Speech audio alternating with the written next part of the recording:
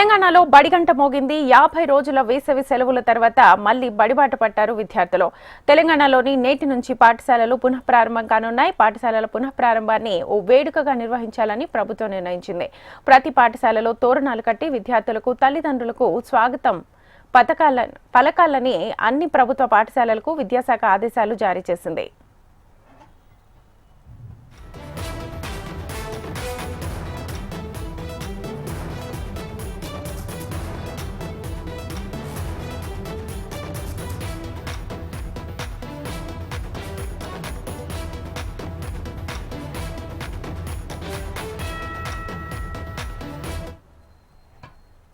పాఠశాలల పునఃప్రారంభం సందర్భంగా తెలంగాణ విద్యాశాఖ 2025-26 విద్యా సంవత్సరానికి అకాడమిక్ క్యాలెండర్ను విడుదల చేసింది. ఉదయం 9 గంటల నుంచి సాయంత్రం 4 గంటల వరకు ప్రాథమిక స్కూళ్లు, సాయంత్రం 4 గంటల 15 నిమిషాల వరకు ప్రాథమికోన్నత పాఠశాలలు కొనసాగనున్నాయి.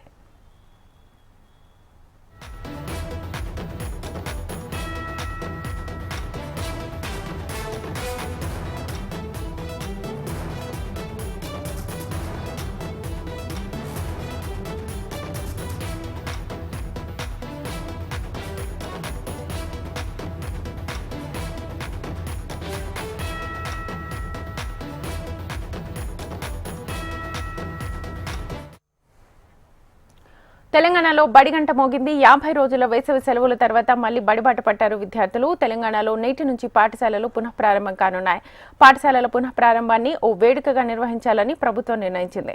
ప్రతి పాఠశాలలో తోరణాలు కట్టి విద్యార్థులకు, తల్లిదండ్రులకు స్వాగతం పలకాలని అన్ని ప్రభుత్వ పాఠశాలలకు విద్యాశాఖ ఆదేశాలు జారీ చేసింది.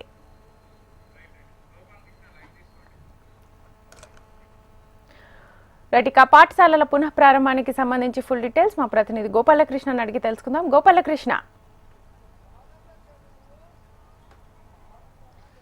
తెలంగాణలో పాఠశాలలు పునఃప్రారంభమయ్యాయి. 50 రోజుల వేసవి సెలవుల తర్వాత మనం చూడొచ్చు స్కూల్లోకి పిల్లలు వస్తున్నారు. ఈరోజు మొదటి రోజు స్కూల్ కావడంతో ప్రభుత్వ పాఠశాలలో ముఖ్యంగా పిల్లల్ని బడిబాట కార్యక్రమంతో వాళ్ళందరినీ కూడా ఎదుర్కోవడం, అలాగే బడిబాట కార్యక్రమం నిర్వహిస్తూ పిల్లల్ని ప్రభుత్వ పాఠశాలకు ఆహ్వానించే విధంగా, వాళ్ళని ప్రభుత్వ ఆ స్కూళ్ళ వైపు ఆకర్షించే విధంగా ఏర్పాట్లు అయితే చేశారని చెప్పవచ్చు. ఇప్పుడు నేను చూపిస్తున్నటువంటి స్కూల్ సప్తగిరి కాలనీలో ఈసారి ప్రథమంగా ప్రారంభమైంది. ఇది ప్రైమరీ స్కూల్ అని చెప్పుకోవచ్చు. ఇక్కడ పిల్లల్ని ఆకర్షించే విధంగా మొదట వారికి అందరికి కూడా ఆహ్వానం పలికారు, ఏర్పాటు చేశారు. మరోవైపు జిల్లాలో ఉన్నటువంటి అన్ని పాఠశాలల్లో కూడా ఈ వేసవి సెలవుల్లోనే పూర్తిగా మౌలిక సదుపాయాలు కల్పించేందుకు అమ్మ ఆదర్శ పాఠశాల అనేటువంటి స్కీమ్, అలాగే పిఎం శ్రీ స్కీమ్, అలాగే స్మార్ట్ సిటీ స్కీమ్ కింద పలు మౌలిక సదుపాయాలు అయితే ఏర్పాటు చేశారు. మరోవైపు టీచర్ల కొరత ఎక్కడ ఉండకుండా ఈసారి ఉపాధ్యాయుల కొరత కూడా లేదు. ట్రాన్స్ఫర్లు, నియామకాలు కూడా పూర్తయ్యాయి. నాతో పాటు హెడ్ మాస్టర్ గారు ఉన్నారు. సార్ చెప్పండి, పిల్లల్ని ఎట్లా అట్రాక్ట్ చేయడానికి ఏర్పాటు చేసుకున్నారు? బడిబాటలు ఎట్లా ఉంది?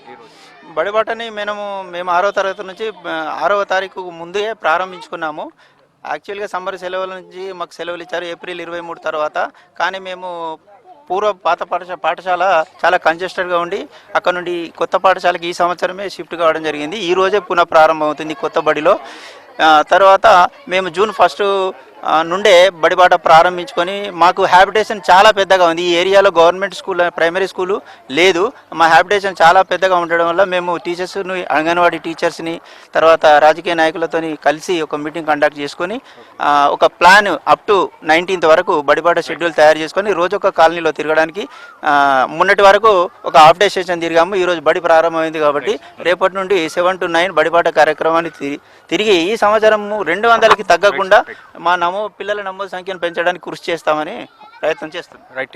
ఈసారి మొదట ప్రారంభమవుతుంది. ఈసారి ప్రారంభమవుతున్నటువంటి ఈ ప్రభుత్వ పాఠశాలలో మనం చూడొచ్చు పిల్లల్ని చాలా బాగా గ్యాదర్ చేశారని చెప్పుకోవచ్చు. ప్రభుత్వ పాఠశాలలో మౌలిక సదుపాయాలు పెంచడం, అట్లాగే టీచర్ల సంఖ్య పెంచడం ద్వారా ఖచ్చితమైనటువంటి నాణ్యమైన విద్యను అందించేటువంటి ప్రయత్నం అయితే ప్రభుత్వం చేస్తుందని చెప్పుకోవచ్చు. అందుకే రకరకాల పథకాలు, కేంద్ర రాష్ట్ర పథకాలతో ప్రభుత్వ పాఠశాలలో ఇప్పటికే ఈ వేసవి సెలవుల్లోనే మౌలిక సదుపాయాలు కల్పించారు. టీచర్లకి ట్రైనింగ్ కూడా ఇచ్చారు. మరోవైపు టీచర్ల సంఖ్య, అలాగే ట్రాన్స్ఫర్లతో సర్దుబాటు చేయడం కూడా చేశారు. సో ఈసారి పిల్లలకు ఖచ్చితమైనటువంటి విద్య, నాణ్యమైన విద్యను అందించామని చెప్పి ప్రభుత్వం కూడా చెప్తారు.